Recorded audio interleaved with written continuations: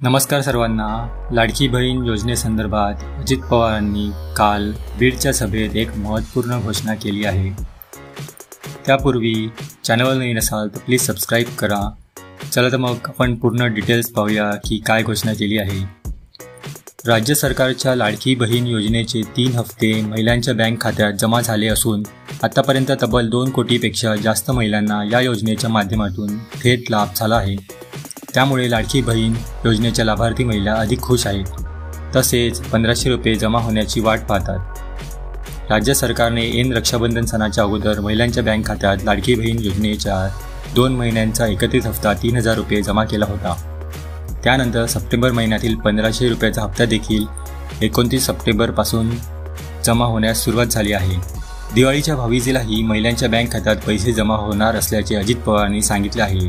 त्यांनी असं सांगितलं की 10 ऑक्टोबरच्या आधी महिलांच्या बँक खात्यात एकत्रित 3000 रुपये जमा होणार आहेत। जर ही व्हिडिओ तुम्हाला महत्त्वपूर्ण वाटली तर जास्तीत जास्त शेअर करा आणि कमेंट बॉक्समध्ये कळवा।